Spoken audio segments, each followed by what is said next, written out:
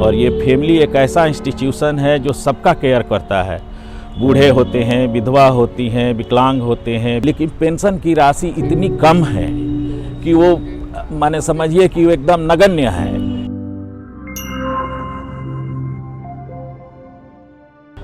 बिहार के गांवों में ये जो हमारे स्टडी से जो बातें निकल के आई है वो ये आई है कि अभी भी समाज के अंदर ट्रेडिशनल सोशल इंस्टीट्यूशंस जो है वो बरकरार है, जैसे फैमिली हुआ, किनशिप हुआ, और भी जो ट्रेडिशनल सोशल इंस्टीट्यूशंस है, परिवार और परिवार से संबंधित गांव है, क्लान है, नेबरहुड है, ये सब अभी भी गांवों में बरकरार है।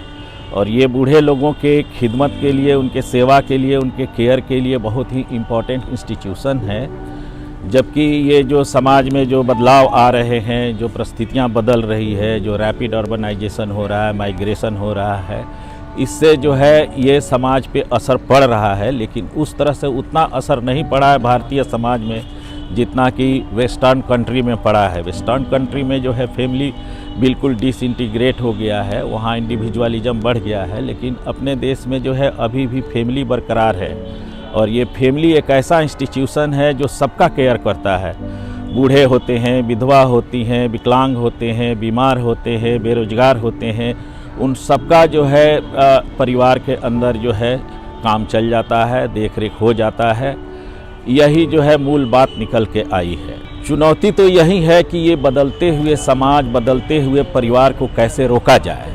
जो हमारे ट्रेडिशनल वैल्यू हैं, जो सिस्टम है हमारा, जो ऑलरेडी एग्जिस्ट करता है ह्यूमैनिटी के बेसिस पे, वैल्यू बेसिस पे, केयर बेसिस पे, रेस्पेक्ट बेसिस पे, इसको कैसे बचाया जाए। पूरे विश्व में इसी को बचाने की कोशिश हो रही है। फ्रांस में और यूएस में भी इस तरह की कोशिश चल रही है कि how to revive the family, परिवार को कैसे रिवाइव करें, किनशिप को कैसे रिवाइव करें।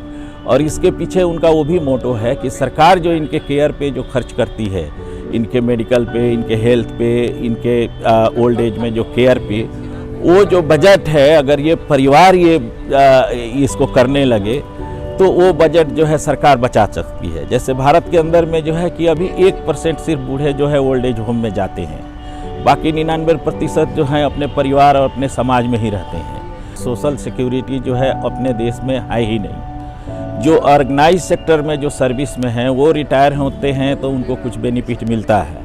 जो मंथली पेंशन और फैमिली पेंशन जो मिलता था पहले, उसको तो सरकार 2003 में ख़त्म कर दिया। अब वन टाइम पेंशन या वन टाइम बेनिफिट या पीएफ या ईपीएफ जैसे जो सोशल सिक्योरिटी, लेकिन ये सिर्फ उन लोगों के लिए है जो ऑर्गेनाइज सेक्टर में सैलरीड जॉब में हैं। सरकार ने बहुत कोशिश किया जो अनऑर्गेनाइज सेक्टर है उनके लिए भी कुछ सोशल सिक्योरिटी हो सके, कुछ पेंशन हो सके, लेकिन ये काम अभी तक हुआ नहीं। अभी उस तरह से ये हुआ नहीं अनऑर्गेनाइज सेक्टर में। और रही बात की जो बूढ़े, विकलांगों, विधवाओं का जो अलग से जो सोशल पेंशन देने की बात है, जैसे भारत सरकार और बिहार सरकार 4 किस्म की पेंशन दे रही है बिहार सरकार जी। लेकिन पेंशन की राशि इतनी कम है कि वो माने समझिए कि वो एकदम नगण्य है। पहले 200 रुपया महीने देते थे, अब 200 से 400 रुपया महीना सरकार किया है। 400 रुपया जो है एक महीने के लिए ये एक सिंबॉलिक ही कहा जा सकता है, इससे कुछ खास सब्सटेंशियल बेनिफिट नहीं हो सकता है। तो इसके लिए कई राज्यों में जो है मांग हुआ है कि इसको बढ़ाया जाए, कई राज्यों ने बढ़ाया भी है। जैसे दिल्ली सरकार ने 2000 रुपया पर मंथ बूढ़ों की पेंशन किया है, हरियाणा सरकार जो है 1000 पर मंथ पेंशन कर दिया है। तो इस तरह से बाकी की सरकारें भी कर रही है। लेकिन मोर इम्पॉर्टेंट, इससे भी बड़ी बात यह है कि बूढ़े जो है वो अपने बच्चों पे डिपेंडेंट रहते हैं, अपने बेटा या अपने पोता। ये जो भारतीय समाज में है, चाहे बिहार के समाज में है, जो वो उनके फैमिली पे डिपेंडेंट होते हैं। तो बूढ़े लोगों का कहना है कि अगर हमारे बच्चों को रोज़गार मिलता है, यानी हमारे बेटे और हमारे पोतों को रोज़गार अगर मिलता है तो हम सुखी रहेंगे। अगर वो लोग गरीब तो हम भी गरीब, वो बेरोजगार तो हमारी भी तकलीफ बढ़ेगी।